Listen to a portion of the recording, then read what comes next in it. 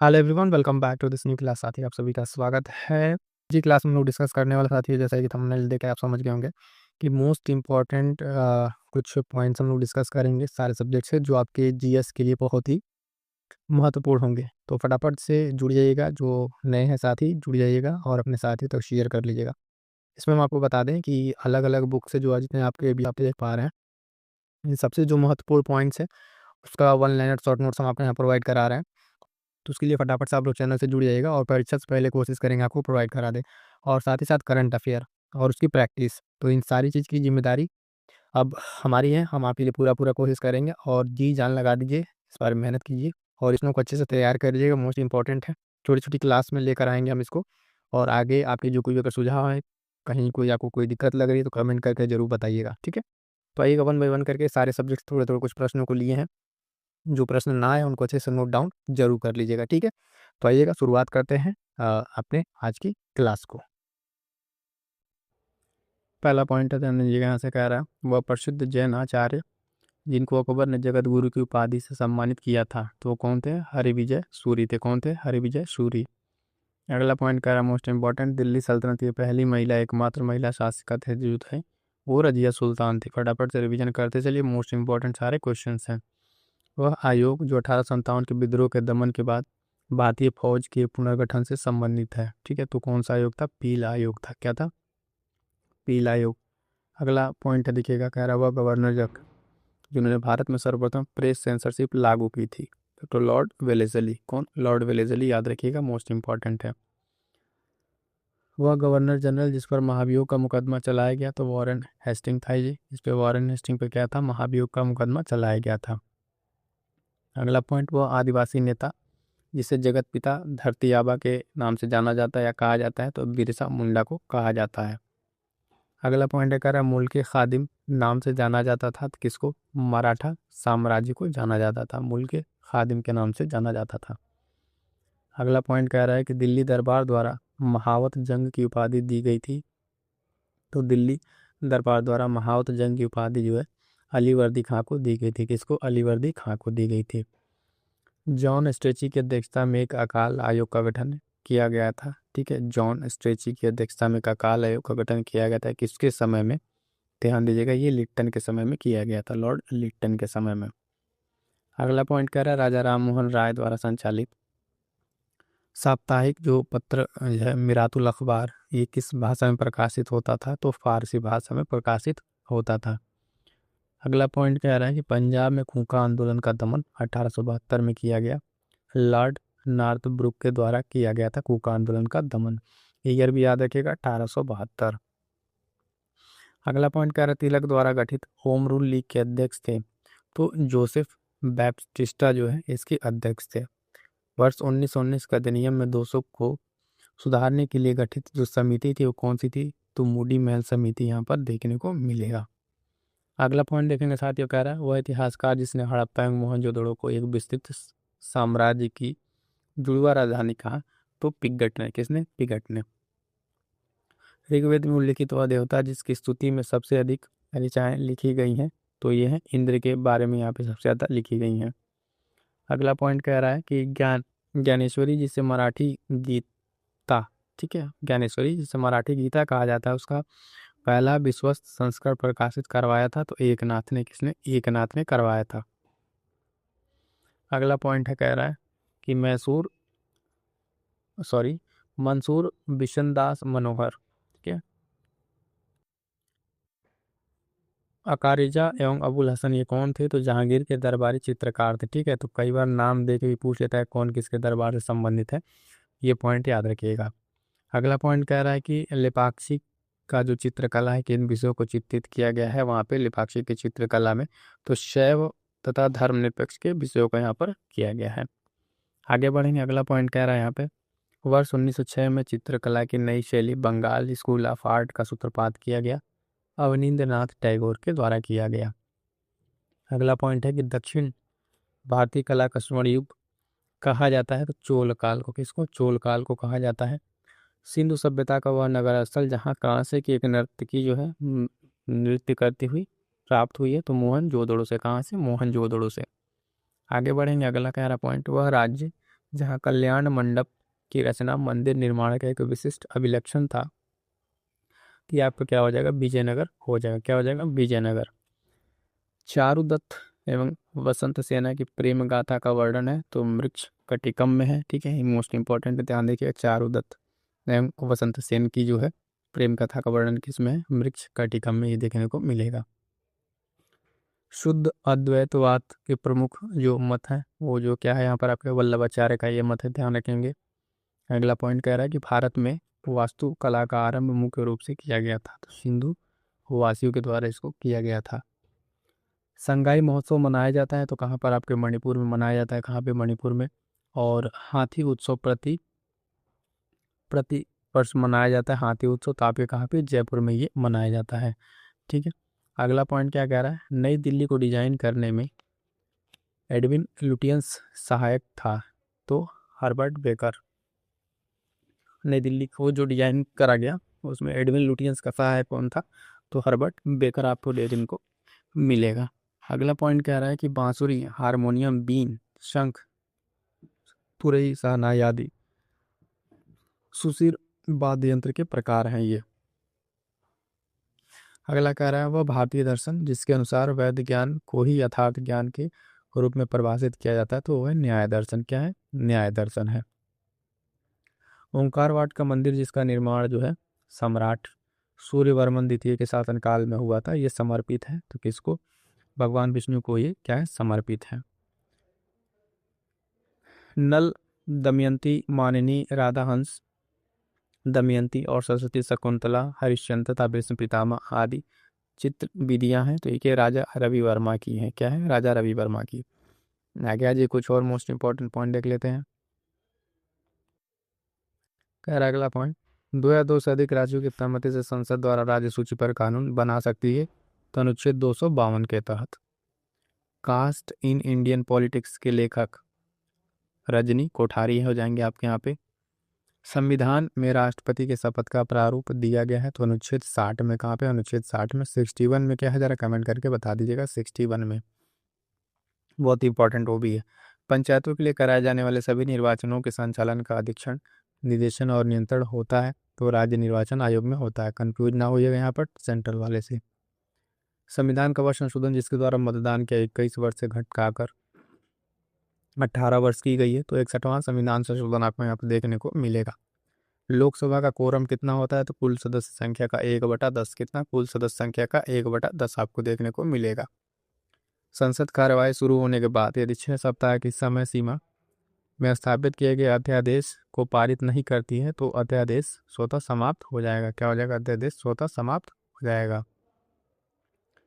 संविधान सभा के अस्थायी अध्यक्ष के रूप में डॉक्टर सच्चिदानंद सिन्हा को नियुक्त किया गया था, जबकि अस्थायी सदस्य के रूप में नामित किया गया था किसको, डॉक्टर राजेंद्र प्रसाद को।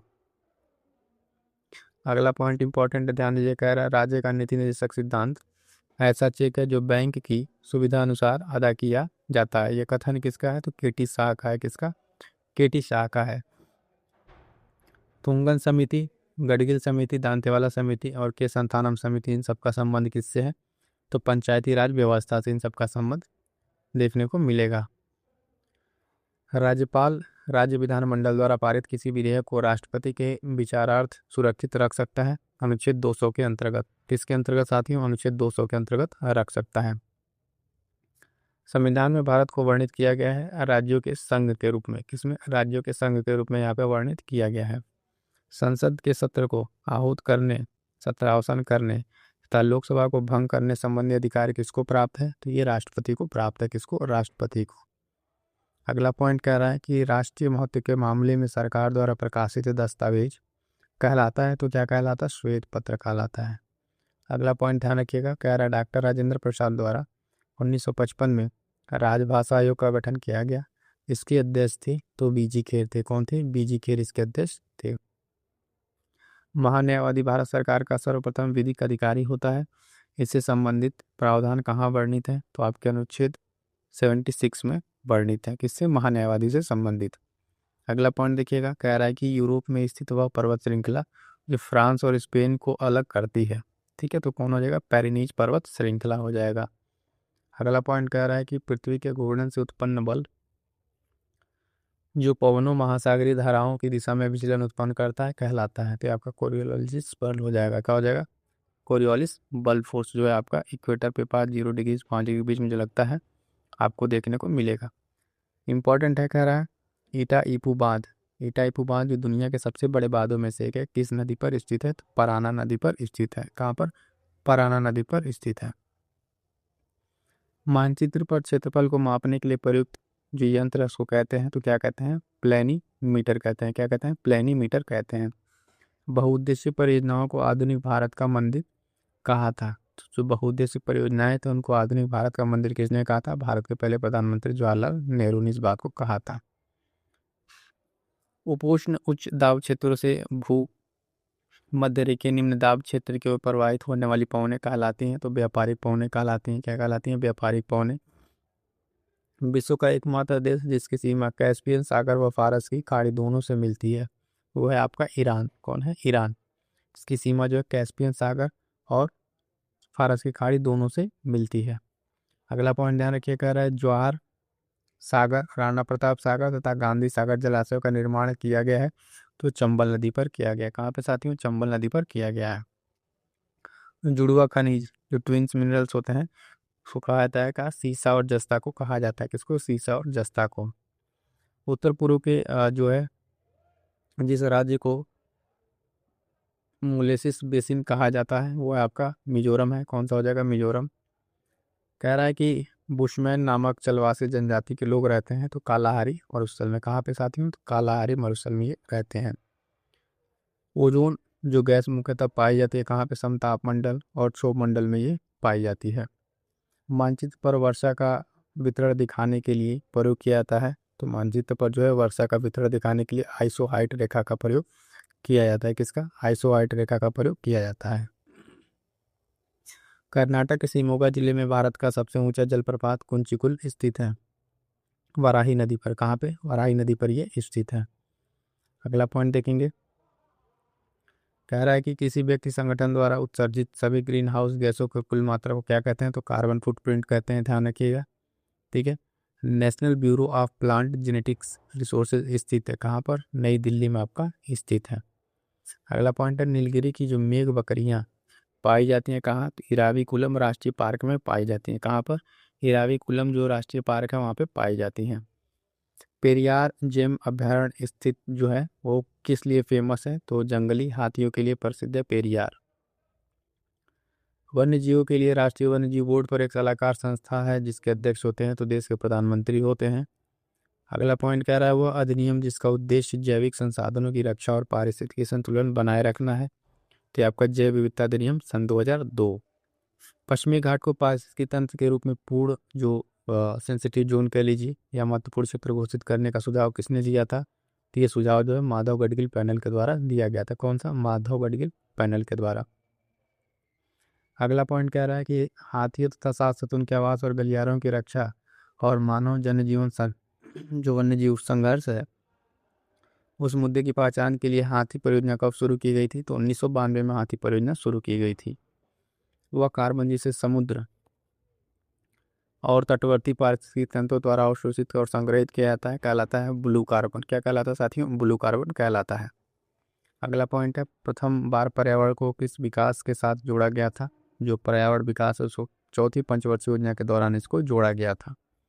पर्यावरण के प्रति मैत्रीपूर्ण उत्पादों के लिए इको मार्क प्रमाण पत्र दिया जाता है भारतीय मानक ब्यूरो द्वारा। किसको द्वारा, भारतीय मानक ब्यूरो द्वारा ये प्रमाण पत्र दिया जाता है। अगला पॉइंट है भारत की सबसे पुरानी पर्यावरण संस्था जो वन्य जीव संरक्षण पर कार्य करती है, तो बॉम्बे नेचुरल हिस्ट्री सोसाइटी 1883 की ये संस्था है जो सबसे पुरानी संस्था है पर्यावरण संरक्षण और वन्य जीव संरक्षण पर काम करती है। World wild for nature WWF का प्रतीक रूप में किसको अपनाया गया है, तो पांडा को अपनाया गया है। किसको, पांडा को अपनाया गया है। खैर हड़प्पा जो सभ्यता है किस युग से संबंधित है, तो ध्यान दीजिएगा कांस्य युग से संबंधित, यानी इसको हड़प्पा सभ्यता को कांस्य युगीन सभ्यता भी कहते हैं। और यहाँ से जो अन्य पॉइंट्स है हड़प्पन सिविलाइजेशन से सभ्यता के जो प्रमुख नगर और उनसे रिलेटेड जो बातें हैं उसको ध्यान में रखना रहता है। अगला पॉइंट है महावीर ने किस स्थान पर मोक्ष प्राप्त किया, तो देखिएगा पावापुरी, याद रखिएगा पावापुरी में प्राप्त किया। बुद्ध ने किस उम्र में परिनिर्वाण अंतिम मुक्ति जो है प्राप्त की, तो 80 वर्ष की उम्र में प्राप्त किया बुद्ध ने। आगे बढ़ेंगे साथियों, देखेंगे अगला पॉइंट कह रहा है पुरुष सूक्त जो 4 वर्णों की उत्पत्ति की व्याख्या करता है किस वैदिक ग्रंथ में पाया जाता है। तो पुरुष जो सूक्त है ये आपका पाया जाता है कहाँ पे, ऋग्वेद में पाया जाता है। कहाँ पे, ऋग्वेद में पाया जाता है, इसको ध्यान में रखिएगा। अगला पॉइंट है कह रहा है आदि पुराण की तीर्थंकर की संत चरित जो है सतचरित संग्रह है, तो आदिनाथ की किसकी, आदिनाथ है इसकी है, इसको ध्यान में रखिएगा। अगला इंपॉर्टेंट पॉइंट कह रहा है रुद्रदामन के गिरनार शिलालेख में सुदर्शन झील का उल्लेख है जिसका निर्माण किस मौर्य शासक के शासनकाल में हुआ था। तो चंद्रगुप्त मौर्य, किसके काल में, चंद्रगुप्त मौर्य काल में ये हुआ था। अगला इसी तरीके से इंपॉर्टेंट पॉइंट है, कह रहा है मौर्य वंश का संस्थापक कौन था। तो मौर्य वंश का संस्थापक जो है आपका चंद्रगुप्त मौर्य था। कौन था, चंद्रगुप्त मौर्य था। 23वें तीर्थंकर पार्श्वनाथ से जुड़ा प्रतीक क्या है, तो वो सांप है। इसी तरीके से जैन तीर्थंकर से रिलेटेड जो अन्य आपके प्रतीक है, चाहे महावीर स्वामी हुए चाहे अन्य जो, उनको जरूर एक तो ध्यान में रखिएगा। आगे बढ़ेंगे, अगला पॉइंट कह रहा है त्रिपिटक के किस भाग में बुद्ध की पारंपरिक शिक्षाएं हैं। तो सुत्त पिटक में 3 आपके पिटक है, सुत्त पिटक, अभिधम्म पिटक, विनय पिटक, 3 पिटक है। ठीक है, तो उसमें से एक आपका जो बुद्ध की पारंपरिक शिक्षाएं वो सुत्त पिटक में देखने को आपको मिलेगा। अगला पॉइंट कह रहा है जो छांदोग्य उपनिषद है स्पष्ट रूप से निम्नलिखित में से किस आश्रम को संदर्भित करता है। तो ध्यान रखिएगा ब्रह्मचर्य, गृहस्थ और वानप्रस्थ को ये संदर्भित करता है। आगे बढ़ेंगे साथियों, देखेंगे अगला पॉइंट काफी इंपॉर्टेंट है, कई बार अलग अलग परीक्षाओं में पूछा जा चुका है। कौन सी जो है धातु हड़प्पा सभ्यता के लोगों द्वारा ज्ञात या उपयोग नहीं की गई थी। तो ध्यान दीजिएगा लोहा, लोहा का प्रयोग वहाँ पे आपको देखने को नहीं मिलेगा। दक्षिण एशिया में पहली नगरीय सभ्यता कौन सी थी। तो हड़प्पन सिविलाइजेशन आप कहें तो हड़प्पा सभ्यता जो है ये दक्षिण एशिया में जो है आप देखेंगे तो क्या था, पहली नगरीय सभ्यता थी। इंपॉर्टेंट पॉइंट है, ध्यान में रखेंगे। आगे बढ़ेंगे साथियों, अगला पॉइंट जो है ध्यान दीजिएगा क्या कह रहा है कि जैन धर्म में 24वें और अंतिम तीर्थंकर किसे माना जाता है। तो वर्धमान महावीर को माना जाता है। बुद्ध ने दुख से मुक्ति पर अपना पहला उपदेश कहाँ दिया था। तो आपके सारनाथ में दिया था। कहाँ पे, सारनाथ में। ऋग्वेद कितने भजनों का संग्रह है। तो देखिएगा 1028 भजन या सूक्ति कह लीजिए इसको, इतने आपको देखने को मिलेंगे। अगला पॉइंट कह रहा है जैन धार्मिक परंपरा में कितने तीर्थंकर हैं। तो आपके टोटल 24 तीर्थंकर हैं, किसमें, जैन धार्मिक परंपरा में।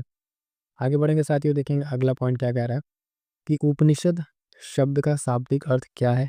तो उपनिषद जो शब्द है इसका शाब्दिक अर्थ आपको देखने को मिल जाएगा। ये क्या है, किसी के पास बैठना। ठीक है, किसी के पास बैठना बेसिकली जो है गुरु के पास बैठ के जो शिक्षा ली जाती है उससे इसका संबंध देखा जाता है।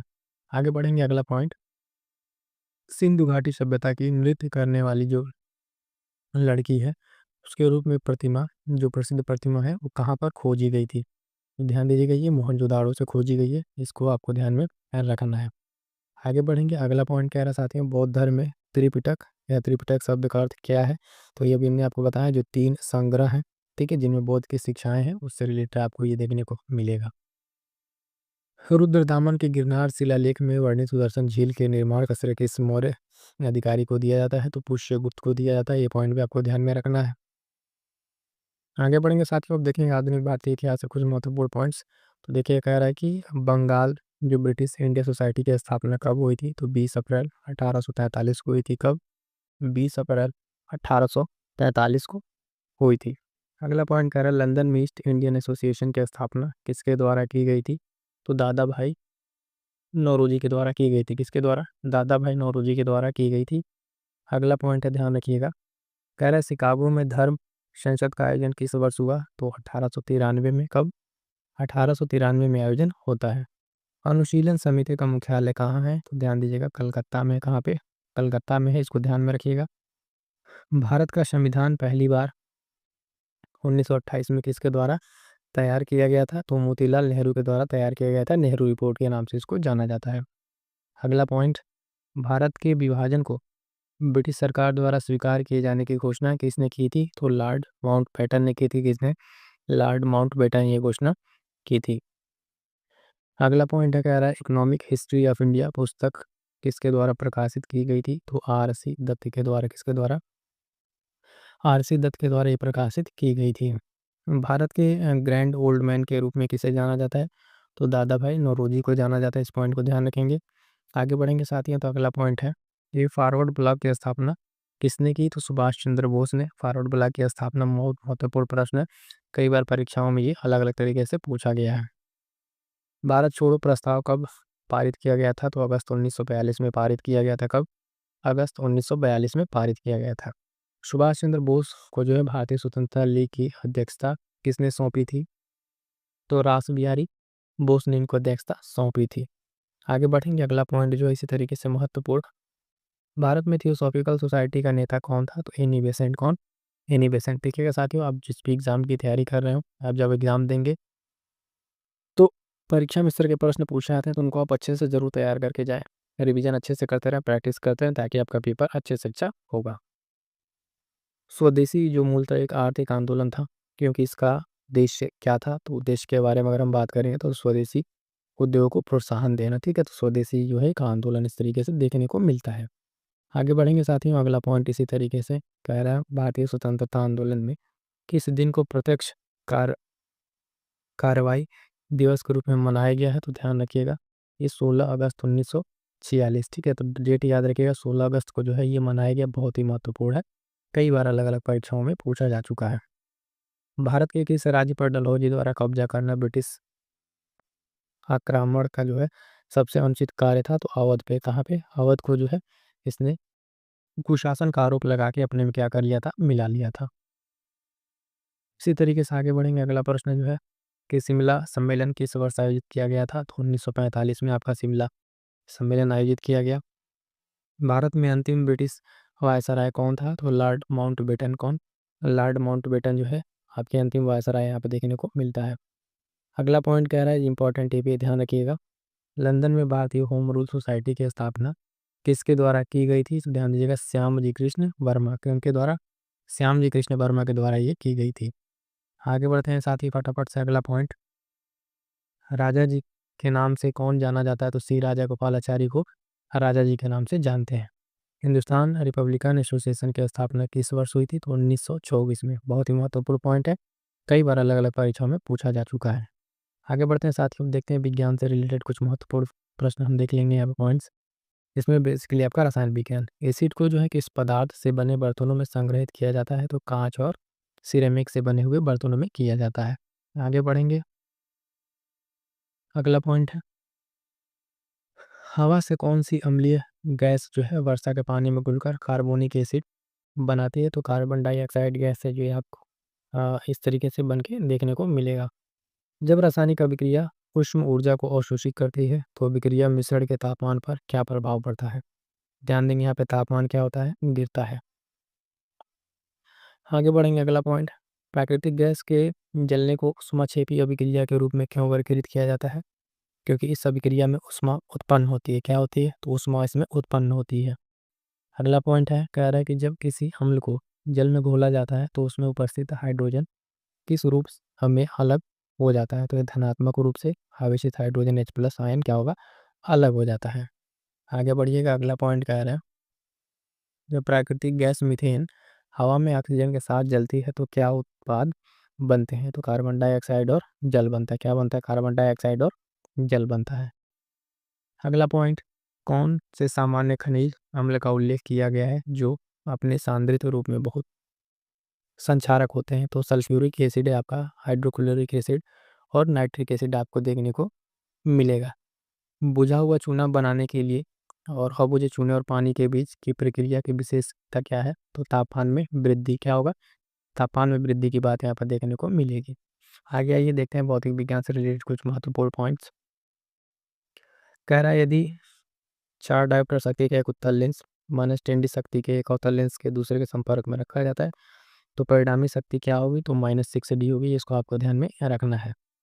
अगला पॉइंट, निर्वात में प्रकाश की जो गति है और माध्यम में प्रकाश की गति के अनुपात के माध्यम को क्या कहा जाता है? तो अपवर्तनांक कहा जाता है। क्या कहा जाता है साथियों? अपवर्तनांक कहा जाता है। अगला पॉइंट, विभवांतर मापने के लिए किस उपकरण का उपयोग किया जाता है? तो वोल्टीमीटर का किया जाता है। किसका? वोल्टमीटर का किया जाता है। अगला पॉइंट कह रहा है 2 एम्पीयर विद्युत धारा प्रवाहित करने वाले तार के दो बिंदुओं के बीच विभव अंतर 0.1 वोल्ट है। इन बिंदुओं के बीच प्रतिरोध क्या है? तो ध्यान दीजिएगा, आपका 0.0 ओम होगा यहाँ पे सही उत्तर। अगला कह रहा है 1 वाट किसके बराबर है? तो ध्यान दीजिएगा, 1 जूल पर 1 सेकंड के बराबर होता है। फिर से एक न्यूमेरिकल टाइप का सवाल है। एक तांबे का प्रतिरोध बताया गया है इतना ओम, लंबाई 2 मीटर और अनुप्रस्थ काट का क्षेत्रफल इतना दिया हुआ है वर्ग मीटर में। तो तांबे का प्रतिरोधकता आपको बतानी है, तो इसका आंसर आ जाएगा आपका 1.7 × 10⁻⁸ ओम मीटर, आपके यहाँ पे उत्तर आ जाएगा। अगला पॉइंट है, क्या कह रहा है? मानव आंख में प्रवेश करने वाले प्रकाश की मात्रा को नियंत्रित कौन करता है? तो ये पिपिल करता है इसको नियंत्रित। प्रकाश को उसके घटक रंगों में विभाजित करने को क्या कहते हैं? तो फैलाव कहते हैं। क्या कहते हैं? डिस्पर्सन कहते हैं। अगला पॉइंट, एक विद्युत इस्त्री में 500 ओम के प्रतिरोध पर 250 वोल्ट का विभवांतर लगाया जाता है। 10 सेकंड में जो जूल में उत्पादित उष्मा ऊर्जा क्या होगी? वो 1250 जूल की यहाँ पे उत्पन्न होगी। आगे आ जाइएगा, अब देखते हैं जीव विज्ञान से रिलेटेड कुछ महत्वपूर्ण प्रश्न। फटाफट से आपको रिवीजन करा दे रहे हैं सारे महत्वपूर्ण पॉइंट्स जो है परीक्षा में प्रश्न आपको यहाँ पर देखने को मिलेंगे। ऊंट अपने कुबड़ में किस अंग में वसा जमा करता है? तो जो हम्प होता है उसका कुबड़, उसमें ये वसा जमा करता है। गुड़हल का फूल का लिंग किस प्रकार का होता है? तो ये उभयलिंगी है। क्या है? उभयलिंगी, इसको ध्यान रखेंगे।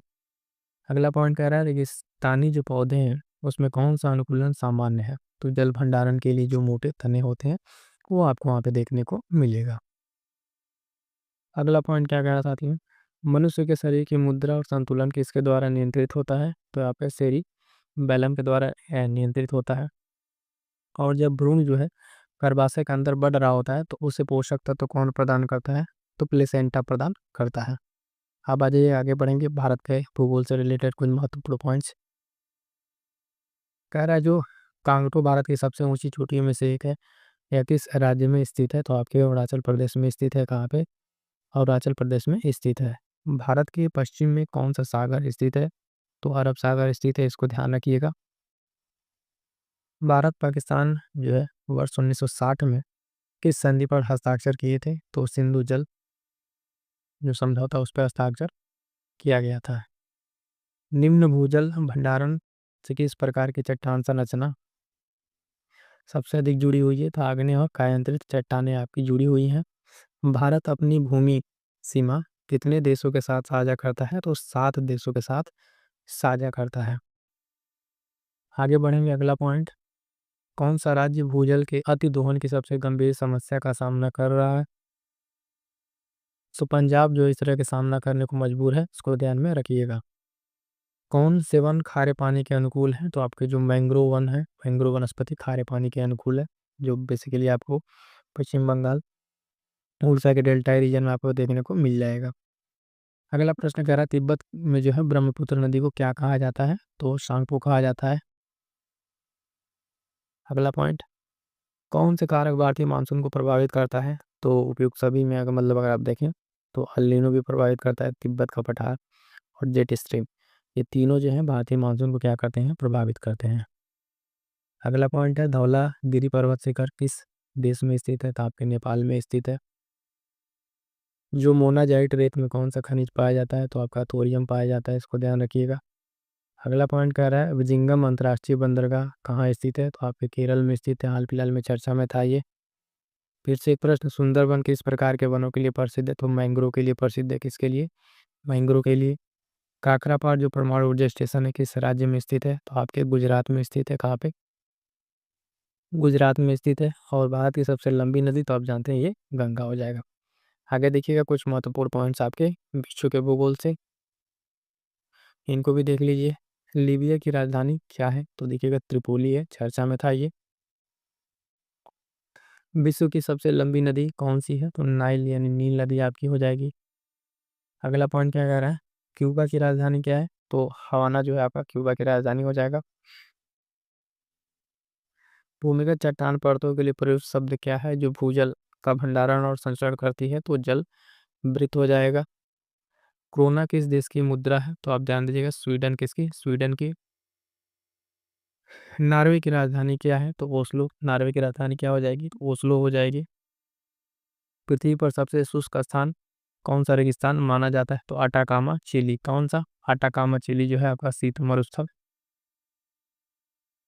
आपका ध्यान दीजिएगा, ये भूजल पुनर्भरण कामों के स्रोत क्या है? तो वर्षा जल का अंतःसैदन जो है इसका सही उत्तर हो जाएगा। अगला पॉइंट है, ध्यान दीजिएगा, मोस्ट इंपॉर्टेंट पॉलिटी सेक्शन शुरू हो गया आपका यहाँ से। मिक्स जिस तरीके से सेक्शन करा रहे हैं वन बाय वन, पूरे क्लास को करने के बाद आपको बहुत सारी चीज़ें आपको ऑटोमेटिक क्या हो जाएंगी, क्लियर हो जाएंगी। ठीक है, तो अगला पॉइंट है, कह रहा है कि वह कौन सा प्रश्न है पॉलिटी से रिलेटेड जिसका कोई सदस्य सदन में मौखिक उत्तर चाहता है जिसे तारांकित चिन्ह द्वारा पहचाना जाता है, तो वो कहा जाएगा तारांकित प्रश्न आपका हो जाएगा। ठीक है, अगला पॉइंट है इसमें, कह रहा है भारतीय संविधान के किस अनुच्छेद के अनुसार संघ की कार्य शक्ति जो है निहित होगी किसमें? राष्ट्रपति में। तो ये आर्टिकल आपका अनुच्छेद 53 के तहत ये बातें की गई हैं। अगला पॉइंट है, ध्यान दीजिएगा, कह रहा है देश के पर्यावरण संरक्षण और सुधार जो वनों और वन्य जीव की सुरक्षा किसके अंतर्गत आती है? तो अनुच्छेद 48 ए में आती है, डीपीएसपी के अंतर्गत आपको देखने को मिलेगा। बाह्य एवं आंतरिक आपातकाल के दौरान कौन सा अनुच्छेद लागू होता है? तो आपका अनुच्छेद 359 ये आपका लागू होता है। संविधान के अनुच्छेद 44 में कहा गया है कि भारत के पूरे क्षेत्र में राज्य नागरिकों के लिए क्या सुरक्षित करने का प्रयास करेगा? तो अनुच्छेद 44 में आपका समान नागरिक संहिता है, यूसीसी, आपको इसमें ध्यान रखना है। अगला पॉइंट कह रहा है मंत्री द्वारा प्रस्तावित विधेयक को क्या कहा जाता है? तो सरकारी विधेयक कहा जाता है। क्या? सरकारी विधेयक कहा जाता है। भारत के संविधान का भाग 1 क्या है? तो उसमें संघ और उसका क्षेत्र के बारे में बताया गया। इसी तरीके से संविधान के जितने भाग हैं और अनुसूचियां, अनुच्छेद, ठीक है, ये सब आपको ध्यान में रखना है। किस राज्य में द्विसदनीय विधानमंडल नहीं है? तो यहाँ पे जो ऑप्शन में था उसके अनुसार राजस्थान हो जाएगा। बाकी कहाँ कहाँ है उसको जरा आप एक बार कमेंट करके बताएंगे। द्विसदनीय विधानमंडल, ठीक है, कहाँ कहाँ किस किस राज्य में है, कमेंट करके बताएंगे। अगला पॉइंट है, भारतीय संविधान के अनुच्छेद 170 में कहा गया है कि राज्य विधानसभा में अधिकतम कितने सदस्य हो सकते हैं? तो 500 सदस्य हो सकते हैं। अगला पॉइंट, भारत के राज्यसभा के पदेन अध्यक्ष कौन है? तो उपराष्ट्रपति है। कौन? उपराष्ट्रपति। क्या देश में एक से अधिक स्तर की सरकार के अस्तित्व को दर्शाता है? तो संघवाद इसको दर्शाता है। आगे बढ़ेंगे, अगला पॉइंट कह रहा है भारतीय संविधान का अनुच्छेद 243 क्यू के अंतर्गत गठित स्वशासन की जो संस्था है उसका क्या अर्थ है? तो नगर पालिका। क्या हो जाएगा? नगर पालिका हो जाएगा। धन विधेयक के संबंध में कौन सा कथन सत्य है? तो इसे केवल लोकसभा में पेश किया जा सकता है, यही बात धन विधेयक के बारे में सत्य है। ठीक है, इसको राज्यसभा में पेश नहीं किया जा सकता है। अगला पॉइंट साथियों, कह रहा है प्रश्नकाल और दिन के एजेंडे के बीच समय अंतराल को क्या कहा जाता है? तो शून्यकाल कहा जाता है। बहुत ही महत्वपूर्ण, इसको ध्यान रखिएगा। कमेंट करके हमारे साथी बताएंगे कि शून्यकाल जो है किस देश की देन है। तो ये बहुत प्यारा प्रश्न है, परीक्षाओं में कई बार पूछा गया है। अगला पॉइंट है भारतीय संविधान के अनुच्छेद 129 के तहत किसे अभिलेख का न्यायालय घोषित किया गया है? तो सर्वोच्च न्यायालय को। किसको? सर्वोच्च न्यायालय को घोषित किया गया है। अगला पॉइंट, भारतीय संविधान के किस अनुच्छेद के अनुसार कोई व्यक्ति जो राष्ट्रपति के रूप में पद धारण करता है उस पद पर पुनः चुनाव के लिए पात्र होगा? तो ये चीजें आपको देखने को मिलेगी अनुच्छेद 57 में। किसमें? 57 में। किसी देश के छोटे अक्सर शत्रुतापूर्ण इकाइयां में जो विभाजन को कौन सा शब्द दर्शाता है? तो बाल्कनीकरण इसको दर्शाता है। आगे बढ़ेंगे साथियों, अगला पॉइंट कह रहा है भारतीय संविधान का अनुच्छेद 23-24 के माध्यम से नागरिकों को किसकी गारंटी दी गई है? तो शोषण के खिलाफ जो है अधिकार की गारंटी दी गई है। अगला पॉइंट देखिएगा क्या कह रहा है कि कौन सी रिट जारी होती है? रिट के बारे में सवाल है। जब जो है न्यायालय को ये पाता है न्यायालय कि कोई विशेष पदाधिकारी कानूनी कर्तव्य नहीं निभा रहा है और इस तरह किसी व्यक्ति के अधिकार का उल्लंघन कर रहा है, तो वहाँ पे परमादेश जारी होता है। ठीक है, चलिएगा आगे बढ़ेंगे। अगला पॉइंट, एक संघीय राज्य की सबसे अच्छी विशेषता क्या है? तो केंद्रीय और स्थानीय सरकारों के बीच शक्ति का बंटवारा। अगला मोस्ट इंपॉर्टेंट पॉइंट कह रहा है कि भारत के मूल संविधान का हिस्सा कौन नहीं थे, बल्कि सरदार स्वर्ण सिंह समिति की सिफारिश पर 1976 में 42वें संशोधन अधिनियम के द्वारा जोड़े गए थे। तो आपके मौलिक कर्तव्य यहाँ पे देखने को मिलेगा। अगला पॉइंट है कि भारत के जो संविधान है शुरुआत में किससे होती है? तो प्रस्तावना से शुरुआत होती है। राज्य की परिभाषा भारतीय संविधान के किस अनुच्छेद के अंतर्गत दी गई है? तो अनुच्छेद 12 के अंतर्गत दी गई है। ठीक है। स्वतंत्र भारत के पहले राष्ट्रपति कौन थे? तो डॉक्टर राजेंद्र प्रसाद जी थे, इनको ध्यान रखिएगा। संसद सदस्यों के बीच आचार संहिता कौन लागू करता है? तो आचार समिति जो है ये लागू करती है। अब आ जाइएगा साथियों, कुछ भारतीय अर्थव्यवस्था से संबंधित महत्वपूर्ण प्रश्नों को देख लेते हैं। एक सामाजिक घटना जिसमें समाज का एक वर्ग अपने जीवन की मूलभूत आवश्यकताओं को भी पूरा करने में असमर्थ होता है, उसे क्या कहते हैं? तो उसको कहते हैं गरीबी। ये गरीबी का डिफिनीशन यहाँ पे दिया गया है।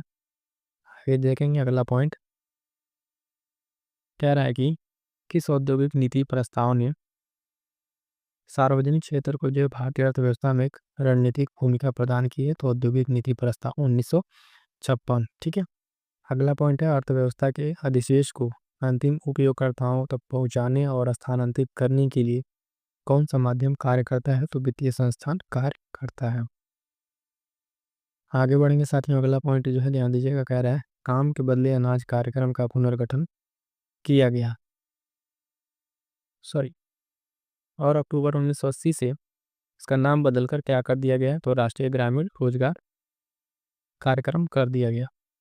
अगला पॉइंट है कह रहा है अविकसित अर्थव्यवस्था का अर्थ क्या है? तो वे देश जहाँ प्रति व्यक्ति जो वास्तविक आय है वो क्या है? कम है। क्या है? कम है। अगला पॉइंट कह रहा है जनसांख्यिकीय संक्रमण मॉडल के किस चरण में सबसे तेज जनसंख्या वृद्धि देखी जाती है? तो चरण 2 में सबसे ज्यादा वृद्धि देखी जाती है। अगला पॉइंट कह रहा है साथियों निजी संपत्ति को सभी सामाजिक और आर्थिक बुराइयों का कारण किसने माना है? तो मार्क्स और एंगल्स ने इस बात को माना है। अगला मोस्ट इंपॉर्टेंट पॉइंट भारतीय स्वतंत्रता के पश्चात सामुदायिक विकास कार्यक्रम किस वर्ष में शुरू किया गया था? तो 1952 में शुरू किया गया था। कब? 1952 में। बैंक ऑफ हिंदुस्तान नामक भारत का पहला बैंक कब स्थापित किया गया था? तो 1770 में। मोस्ट इंपॉर्टेंट लिखा लीजिएगा, भारत का पहला बैंक जो है स्थापित किया गया था। अगला पॉइंट कह रहा है जल बीज उर्वरक प्रौद्योगिकी को किस लोकप्रिय नाम से जाना जाता है? तो हरित क्रांति के नाम से जाना जाता है। राष्ट्रीय कृषि नीति संसद में कब प्रस्तुत की गई थी? तो 28 जुलाई सन 2000 को प्रस्तुत किया गया था। अगला पॉइंट भारत में विकास का एलपीजी मॉडल कब प्रस्तुत किया गया था? तो 1991 को। कब? 1991 को किया गया था। भारत में उपभोक्ता संरक्षण अधिनियम किस वर्ष पारित किया गया था? तो 1986 में। मोस्ट इंपॉर्टेंट ये दोनों डेट हैं, ध्यान रखेंगे। अगला पॉइंट क्या कह रहा है? तो देखिएगा भारतीय अर्थव्यवस्था की रीढ़ क्या है? तो कृषि है। उसके बाद से अगला पॉइंट जिस देश की जनसंख्या पिरामिड में एक व्यापार आधार होता है वहाँ संभवतः क्या होता है? तो उच्च जन्म दर होता है वहाँ पे। अगला पॉइंट है साथियों कह रहा है 9वीं पंचवर्षीय योजना किस पर केंद्रित थी? तो सामाजिक न्याय और समानता के साथ विकास पर ये केंद्रित थी।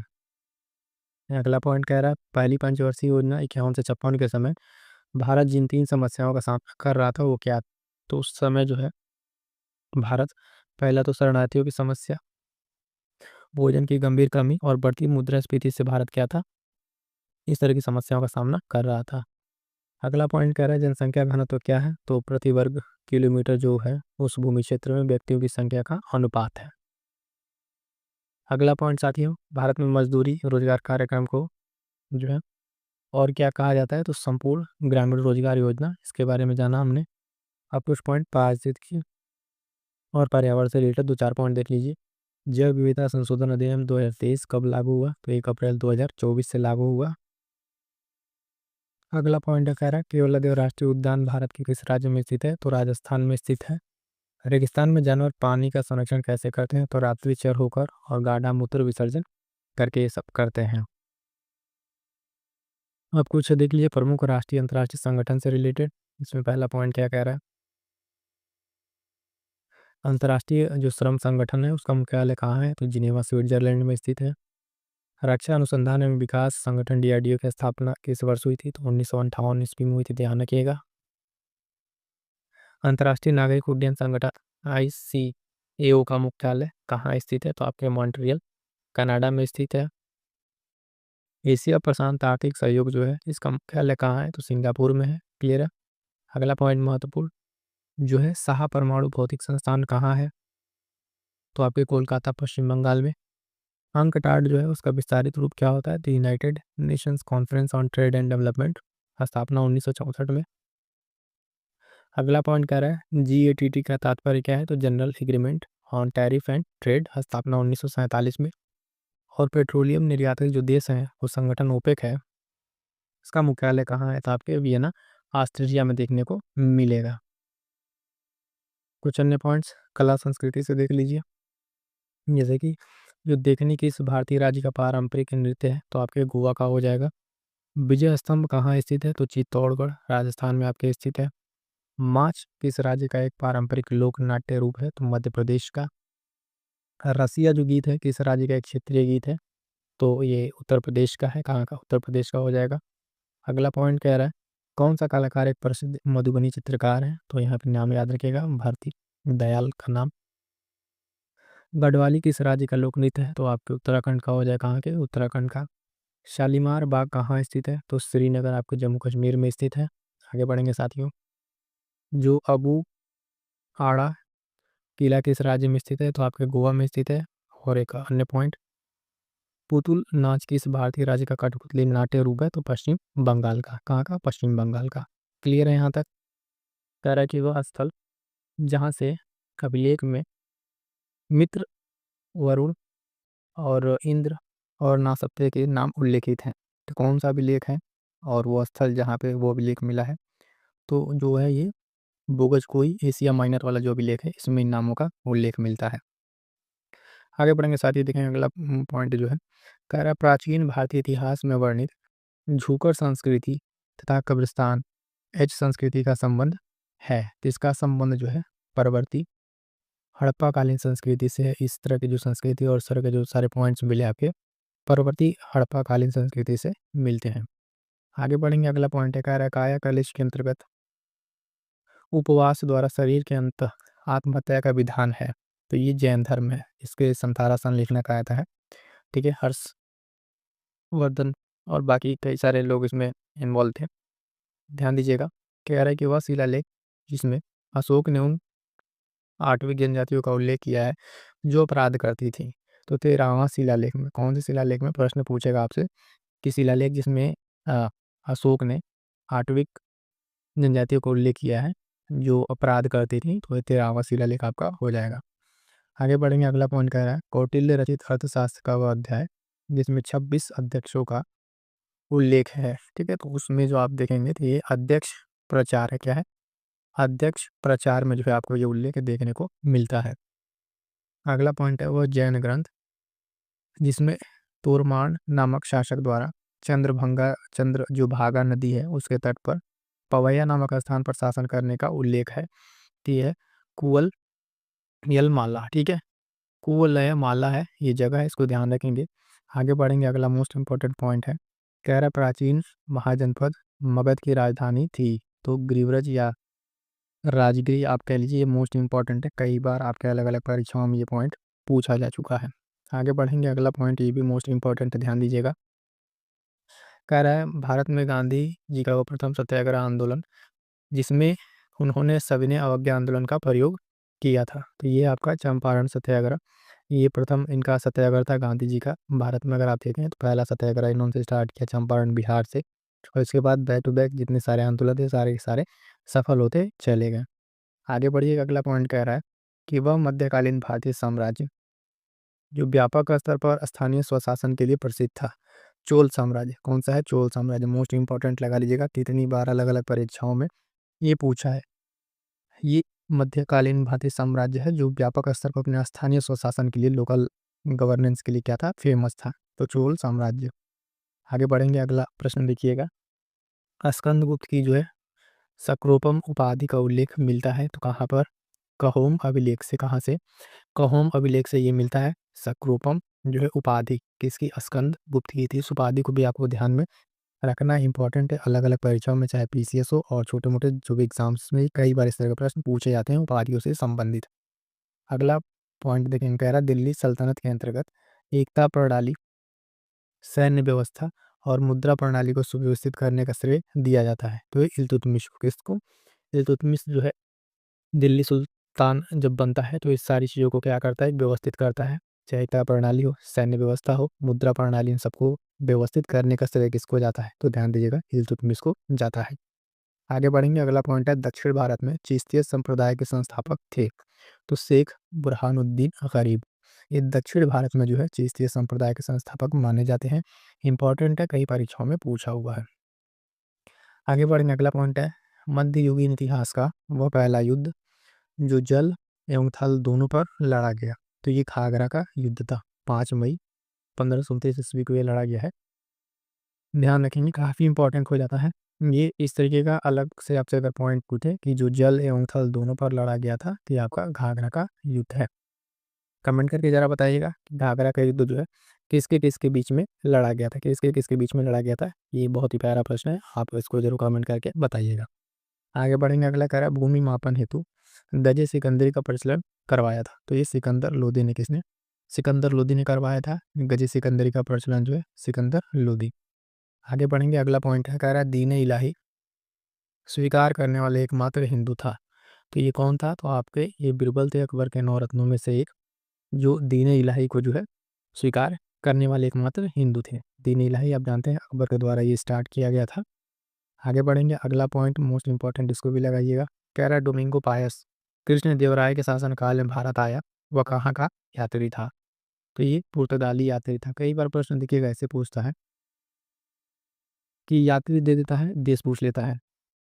यात्री दे के पूछ लेता है कि इसके शासनकाल में वो भारत आए, ठीक है। तो जितने आपके प्राचीन हो गए, चाहे मध्यकालीन में जितने सारे विदेशी यात्री आए, उनका आप ये भी याद रखिएगा कि इसके काल में, जैसे यहाँ पे पूछे डोमिंगो पायस, तो कृष्ण देव राय के शासनकाल में ये भारत आया और ये पुर्तगाली यात्री था।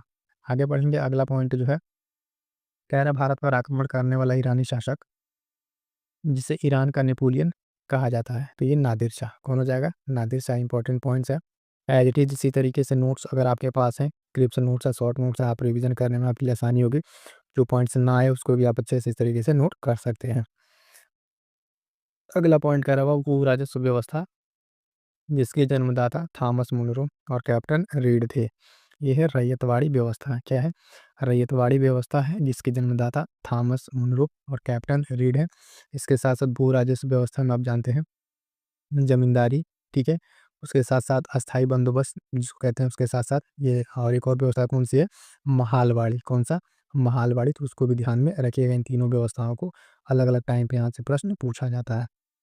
आगे बढ़ेंगे, अगला पॉइंट कह रहा है कांग्रेस के वे नेता जिन्होंने डोमिनियन स्टेट के स्थान पर पूर्ण स्वराज को कांग्रेस का लक्ष्य बनाने की आकांक्षा प्रदर्शित की थी। तो सुभाष चंद्र बोस और जवाहरलाल नेहरू, ये जो थे इन दोनों लोगों की क्या आकांक्षा थी? तो डोमिनियन स्टेट की जगह पर पूर्ण स्वराज की बात को लेके इन्होंने लक्ष्य को लेके आगे बढ़े थे। आगे बढ़ेंगे, अगला पॉइंट जो है, कह रहा है लॉयल आयोग, अस्टेची आयोग, मैकडोनल आयोग तथा वुडहेड आयोग आदि ब्रिटिश कालीन आयोग हैं। ये इनका संबंध किससे है? तो दुर्भिक्ष से। किससे? दुर्भिक्ष से, अकाल से इस तरीके से समझ सकते हैं ये सारे के सारे आयोग।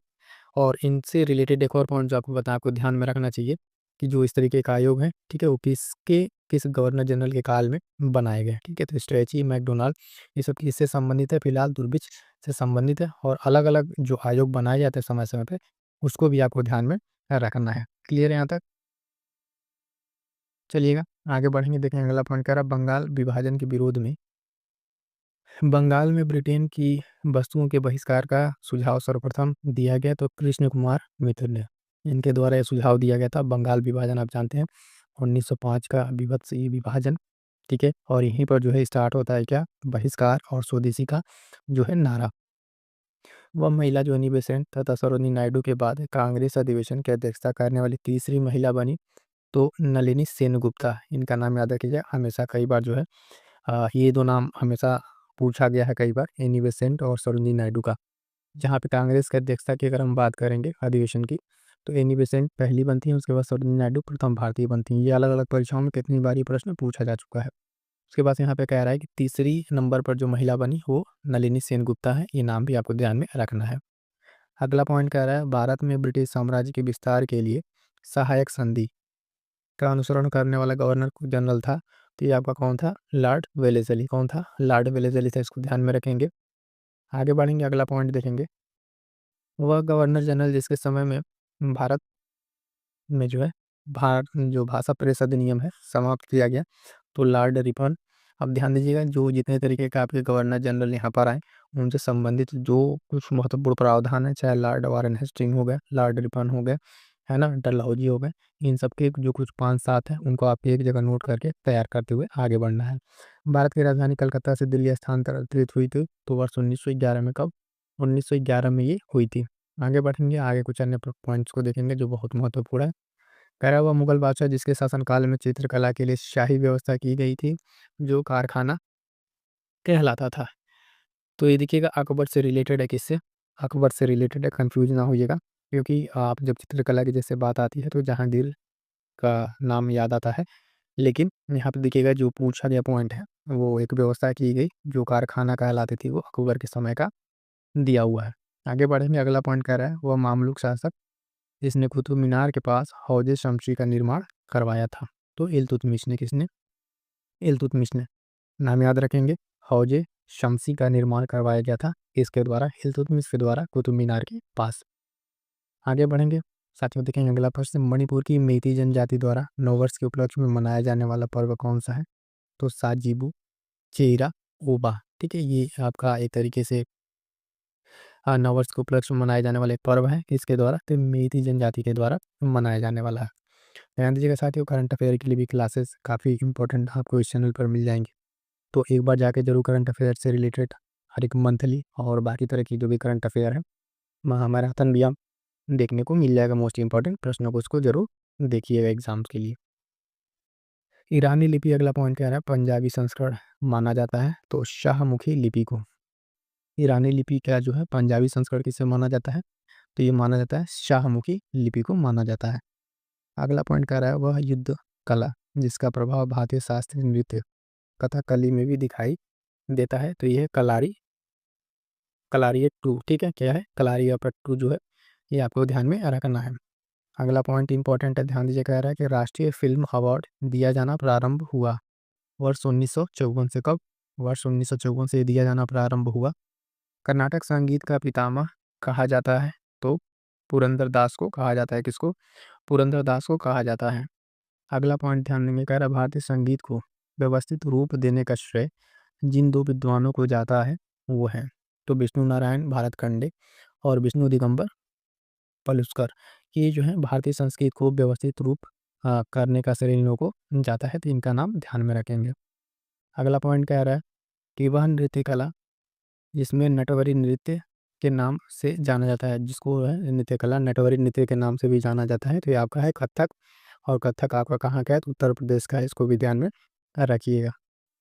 अगला पॉइंट कह रहा है कि भारत माता नामक प्रसिद्ध पेंटिंग के चित्रकार हैं, तो अवनींद्र नाथ टैगोर। ठीक है, भारत माता नामक प्रसिद्ध पेंटिंग के चित्रकार कौन है?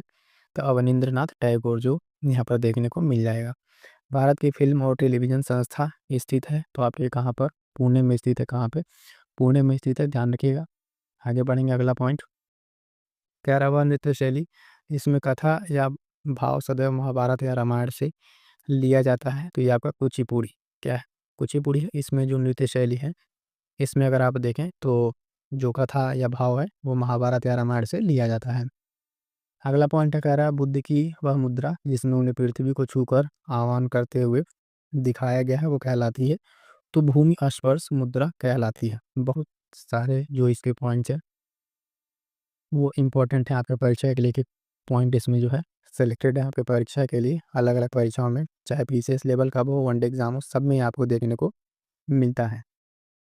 अगला पॉइंट है, कह रहा होलसेल का मा मातंगेश्वर मंदिर की शैली बता दीजिए, तो कह रहा है ये बेसर शैली में बना हुआ। किसमें? बेसर शैली में। कमेंट करके ज़रा बताइएगा। अभी जो अयोध्या का आपका राम मंदिर बना है, ठीक है, इसमें जो है किस शैली का प्रयोग किया गया है? ठीक है, देखते हैं कितने लोगों को पता है। बहुत ही इंपॉर्टेंट प्रश्न है, इसको पूछा जा सकता है। अगला देखिएगा, देवताओं के साथ जो है राजा की मूर्ति स्थापित की गई चोलकालीन मंदिरों में। कहाँ पर साथियों? चोलकालीन मंदिरों में इसको स्थापित की गई, इसको ध्यान में आप रखिएगा। अगला पॉइंट कह रहा है कि भारत में इस्लामी पद्धति पर बनी पहली मस्जिद मानी जाती है? तो ये जमायत खाना मस्जिद जो है आपको इस्लामिक पद्धति पर बनने वाली पहली मस्जिद मानी जाती है। अगला पॉइंट है, ध्यान दीजिएगा। कह रहा है कि चारबाग शैली तथा दोहरे गुंबद का प्रथम उदाहरण अकबर के समय में मिलता है, तो हुमायूं के मकबरे में। तो इनमें हुमायूं के मकबरे में ये मिलता है, ध्यान दीजिएगा। भारत में संगीत के प्रारंभिक उदाहरण मिलते हैं, तो श्याम वेद में। आप सभी जानते हैं, मोस्ट इंपॉर्टेंट हम लोग प्राचीन पढ़ते हैं, तो उसमें आपको ये देखने को पॉइंट मिलता है। उसके बाद से कह रहा है खड़ी बोली के आविष्कार का श्रेय दिया जाता है, तो आमिर खुसरो को। किसको? आमिर खुसरो को ये दिया जाता है खड़ी बोली के आविष्कार का श्रेय। आगे बढ़ेंगे। अगला पॉइंट है साथियों, कह रहा है सल्तनत काल के आरंभिक दौर में अलंकरण की संयुक्त विधि कहलाती थी, तो अरबस्क जो है ये कहलाती थी। क्या है? सल्तनत काल में अलंकरण की एक संयुक्त विधि है। चित्रकला की वह शैली जिसके अंतर्गत रागमाला और रसिक प्रिया के विषयों पर निर्मित चित्र अत्यधिक प्रभावपूर्ण थे, तो ये बीकानेर शैली में। किसमें? बीकानेर शैली में। इसको ध्यान में आपको रखना है। अगला मोस्ट इंपॉर्टेंट फिर से एक प्रश्न बहुत ज़्यादा, जो कई बार अलग अलग परीक्षाओं में पूछा गया। दक्षिण भारत का सर्वाधिक महत्वपूर्ण भित्ति चित्र है तमिलनाडु के तंजावुर में। कहाँ पे? तमिलनाडु के तंजावुर में आपको देखने को मिलेगा।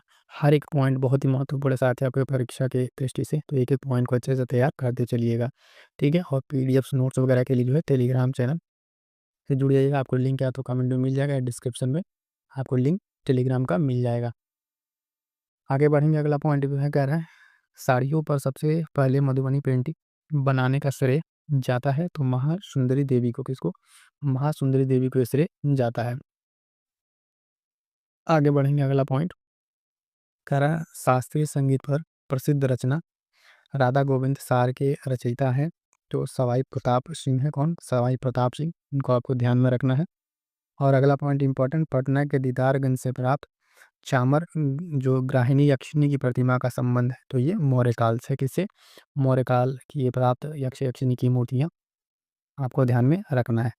आगे बढ़ेंगे साथियों, देखेंगे अगला पॉइंट क्या कह रहा है। तो अगला पॉइंट ध्यान दीजिएगा। भारतीय संविधान का वह अनुच्छेद जो भारतीय निर्वाचन आयोग से संबंधित है, मोस्ट इंपॉर्टेंट, कह रहा अनुच्छेद 324। कमेंट करके जरा भाग बता दीजिएगा, तो संविधान के किस भाग में जो है भारतीय निर्वाचन आयोग से संबंधित बातें की गई हैं। देखिएगा साथियों, बहुत सारे पॉइंट जो हम आपसे यहाँ डिस्कस कर रहे हैं, कुछ प्रश्न जो दो चार आपसे पूछेंगे, जो सीरियस स्टूडेंट जेन्युइन है, जिनको लगता है कि वो पढ़ाई एक लग कर तैयारी कर रहे हैं, वो इन सवालों का जवाब देते चलिएगा, क्योंकि ये भी इंपॉर्टेंट क्वेश्चन हैं। और आगे कहीं कहीं आपको इसी में मिल जाएंगे प्रश्न, या फिर नहीं मिलते हैं तो आपको ये प्रश्न आने चाहिए। अगर आपको आ रहा है तो कमेंट कर दीजिएगा सारे प्रश्नों के एक साथ आप, ठीक है। आगे बढ़ेंगे। भारतीय संविधान की 8वीं अनुसूची में शामिल भाषाओं की संख्या कितनी है?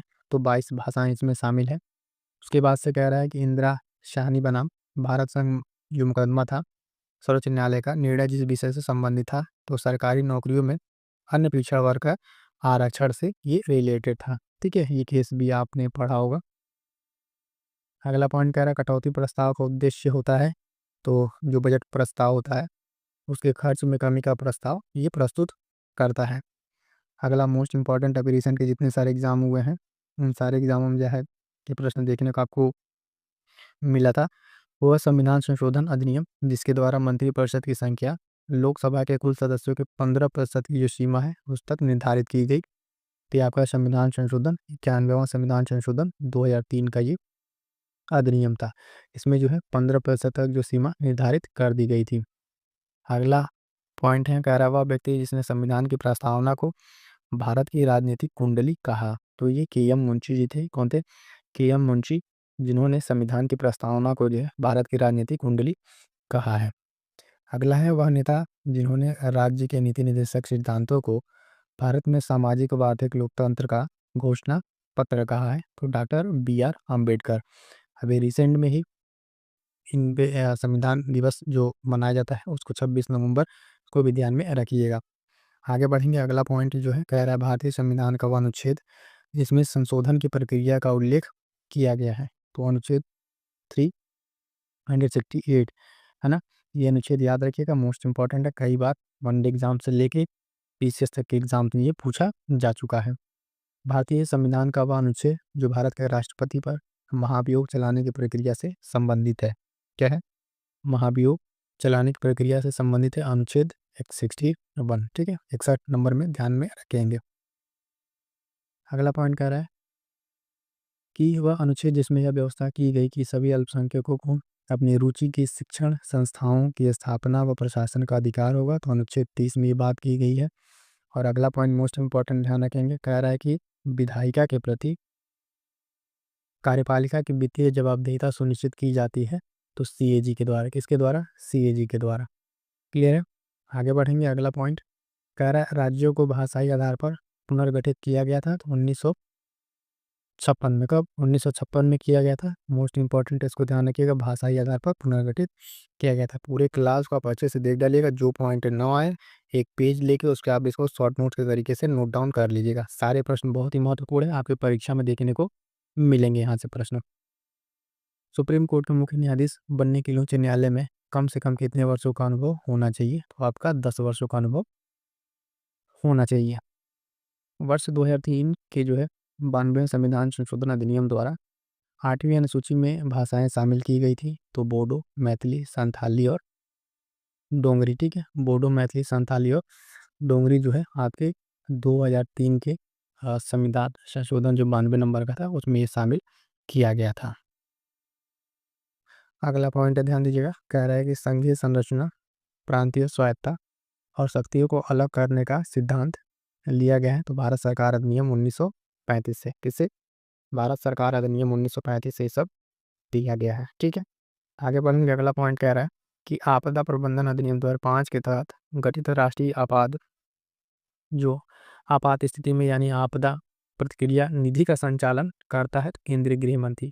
ध्यान दीजिएगा, जो ये राष्ट्रीय आपदा प्रबंधन है उसका अध्यक्ष जो है वो प्रधानमंत्री होता है, लेकिन इसमें जो है आप जो आपदा की प्रतिक्रिया है उस निधि का संचालन कौन करता है? तो ये केंद्रीय गृह मंत्री करता है, इसको ध्यान में रखिएगा, प्रधानमंत्री से कंफ्यूज ना होइएगा। अगला पॉइंट कह रहा है कि संविधान में राष्ट्रीय आपात की घोषणा के लिए आंतरिक अशांति की जगह सशस्त्र विद्रोह शब्द जोड़े गए, तो ये जोड़ा गया आपका 44वें संविधान संशोधन के द्वारा। पहले जो था इसमें आंतरिक अशांति थी, अभी शब्द को हटा के सशस्त्र विद्रोह कर दिया गया। जब सशस्त्र विद्रोह होगा तभी जाकर राष्ट्रीय आपात लगेगा। 44वें संविधान संशोधन द्वारा क्या किया गया था? इसमें जोड़ा गया था। अगला पॉइंट कह रहा है वह अधिनियम जिसके द्वारा सर्वप्रथम अप्रत्यक्ष रूप से केंद्रीय तथा प्रांतीय विधान परिषदों में निर्वाचन की व्यवस्था की गई, तो 1892 का अधिनियम। कौन सा साथियों? 1892 का अधिनियम। अगला पॉइंट है भारत में उपराष्ट्रपति को सदन में मतदान करने का अधिकार नहीं होता, क्योंकि वह राज्यसभा का सदस्य नहीं होता है। ठीक है, किसको? उपराष्ट्रपति को जो है सदन में मतदान करने का अधिकार नहीं होता है, क्योंकि जो राज्यसभा का आपका सदस्य नहीं होता है।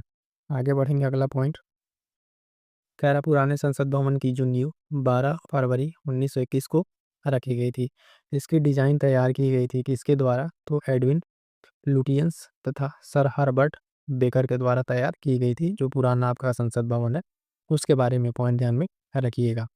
अगला पॉइंट कह रहा है सामान्य आय व्यय प्रस्ताव से जो है पूर्व खर्च हेतु सरकार को धन की आवश्यकता होती है, तो उसकी पूर्ति की जाती है, तो लेखानुदान से की जाती है। किससे? लेखानुदान से।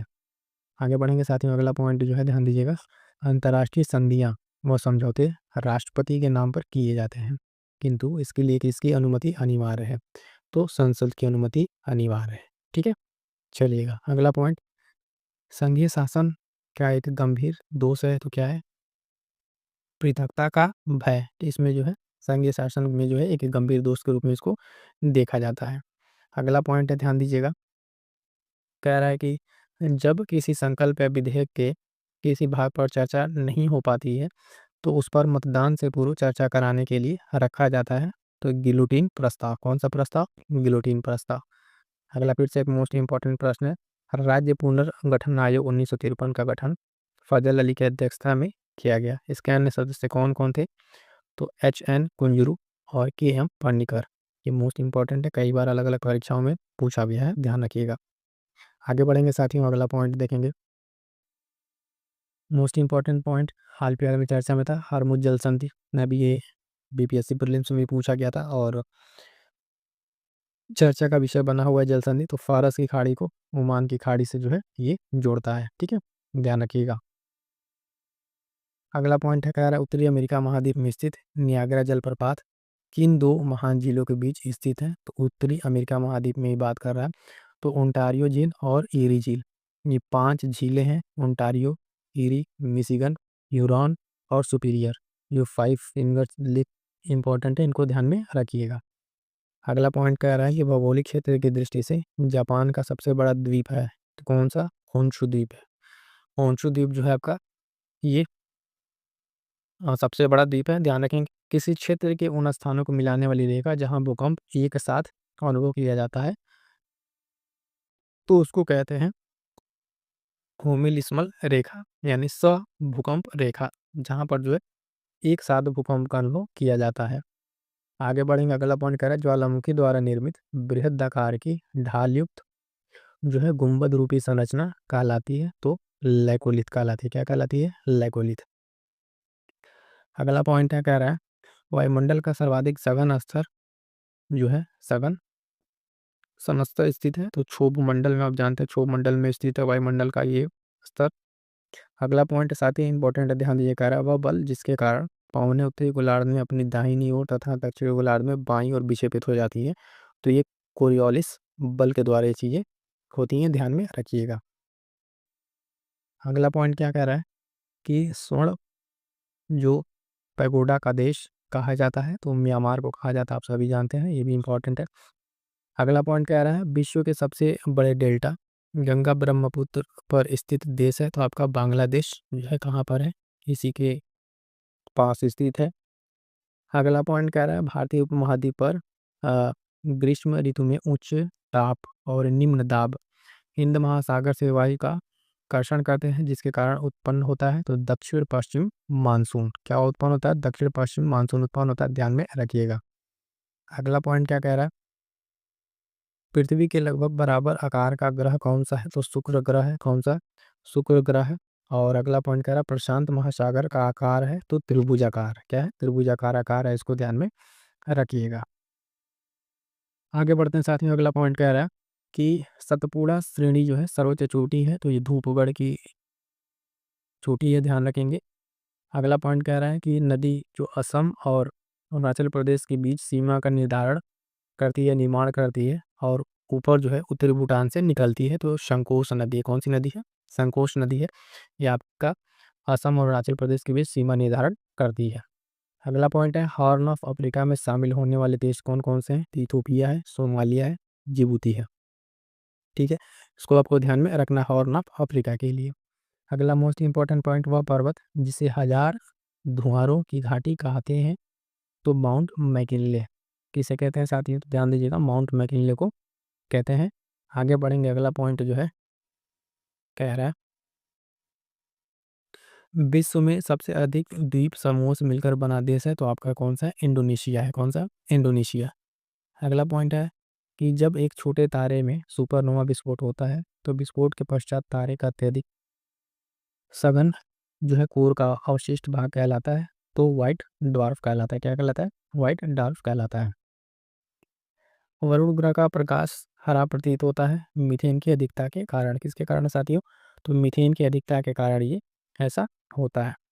पृथ्वी की आकाशगंगा के सबसे शीतल और चमकीले तारों के समूह को कहते हैं, तो क्या कहते हैं? ओरियन नेबुला कहते हैं। क्या कहते हैं? ओरियन नेबुला कहते हैं। अगला पॉइंट ध्यान दीजिए, कह रहा है विश्व में अधिकांश झीलों का निर्माण हिमानीकरण द्वारा हुआ है। झीलों के अध्ययन को कहा जाता है तो लिम्नोलॉजी कहा जाता है। किसको? झीलों के अध्ययन को। अगला पॉइंट कह रहा है इंसेलबर्ग्स हैं, तो ये क्या है? वायु द्वारा उत्पन्न स्थलाकृति। ठीक है, वायु द्वारा उत्पन्न स्थलाकृतियों को क्या कहते हैं? इंसेलबर्ग कहते हैं। अगला पॉइंट है कि वह भूगोलवेत्ता जिसके द्वारा जलवायु का वर्गीकरण तापमान, वर्षा एवं वनस्पति के घटकों के आधार पर किया गया है, तो है व्लादिमीर कोपेन। ठीक है, कोपेन का ये वर्गीकरण आपको ध्यान में रखना है। अगला पॉइंट क्या कह रहा था साथियों कि ध्यान दीजिएगा, विश्व का अन्न भंडार और रोटी की डालिया कहलाता है, तो आपका यूक्रेन कहलाता है। विश्व का अन्न भंडार और रोटी की डलिया जो है किसको कहते हैं? तो यूक्रेन को कहते हैं। और नेपाल, भूटान एवं चीन की सीमाओं से मिलने वाला भारतीय राज्य कौन सा है? तो आपका सिक्किम है। कौन सा राज्य है साथियों? सिक्किम राज्य। क्लियर है यहाँ तक? ये क्लास आ गई है, इसको जाकर ज़रूर देख लीजिएगा। ठीक है। चलिए साथियों, आज की क्लास में इतना ही। सेशन कैसा लगा कमेंट करके ज़रूर बताइएगा और चैनल से जुड़ जाइएगा। मिलते हैं किसी और नेक्स्ट क्लास में, तब तक के लिए थैंक यू सो मच।